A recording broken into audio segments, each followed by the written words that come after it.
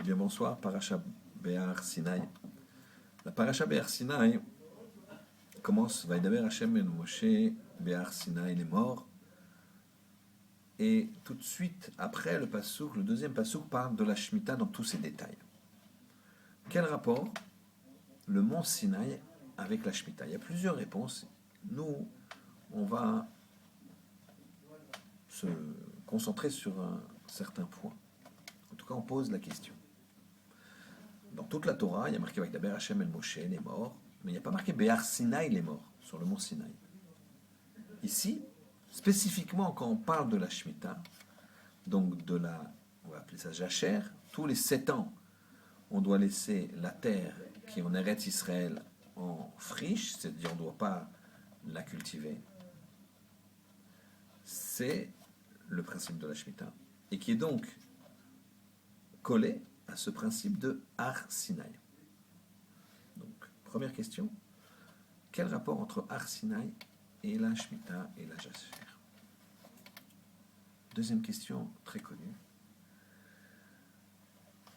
Pourquoi les Avot, Avraham, Yitzhak, Yaakov, Sarah, Rivka, Rachel et d'autres encore ont été stériles, n'avaient pas d'enfants? Pourquoi? La réponse de nos maîtres, c'est qu'Hachem, il les aime. Bon, il y a une réponse. Et elle est bizarre, cette réponse. Hachem, il les aime. Quand tu aimes quelqu'un, tu lui donnes. Tu ne vas pas lui causer un manque. Alors, il y a deux façons de répondre. Première façon, qu'on connaît, c'est l'épreuve sert à grandir. Une difficulté sert à grandir. Et donc Hachem, il aime la prière des Avot, des Imaot, des Tzadikim.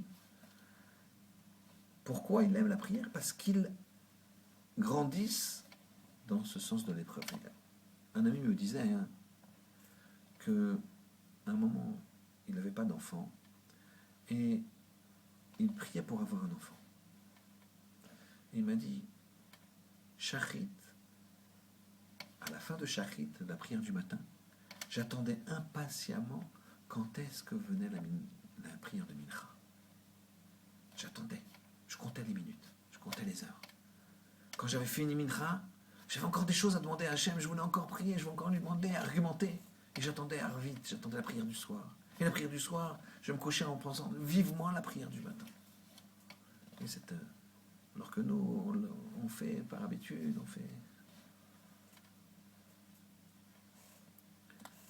Il y a une autre façon de dire. C'est de voir les choses du bon côté. Et le manque permet justement de se rapprocher d'Hachem. C'est plus une épreuve, on va dire, difficile. C'est un rapprochement, pas facile, mais un rapprochement. Au lieu d'épreuve, je le prends comme un rapprochement, comme un amour que j'ai vis-à-vis d'Hachem. Comme on fait la bracha, après avoir mangé les ingrédients sur lesquels on fait Shekol Nié Bidvaro, par exemple, Boré Nefashot, qui crée des vies, Vechesronan, et leur manque. Le manque me permet d'avoir la perception que Hachem me donne. Et donc je me rapproche d'Hachem par amour et par bonheur. Et je suis heureux de ça. C'est une deuxième malach. Et je me rends compte que le manque, c'est ça qui fait que je peux me bonifier et me rapprocher d'Hachem. Et sur ça, on dira la gématria suivante. Chov, ça veut dire une dette. Chov, chayav.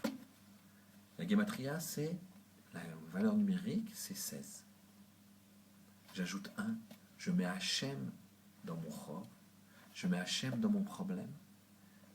Donc, 16 plus 1 égale 17. 17, c'est Tov. Donc, Chov, la difficulté, le problème, le manque, plus 1 égale Tov. Tov, le bon, ce qui me donne, comme on a toujours dit, la dynamique. positif. Et c'est ça le rapport entre Har Sinaï et la Shemitah. Le Har Sinaï, c'est une petite montagne, c'est pour ça qu'elle a reçu la Torah. Donc son manque, c'est ça son bien. Son Chesaron, ce qui manque, c'est ça son Yitron, c'est ça son bénéfice. La Shemitah, on arrête de cultiver la 7e année, c'est un manque. Et bien le plus, c'est que la 6e année, on a la production de la 6e, de la 7e et de la 8e, 3 années. Donc le manque, c'est le bénéfice.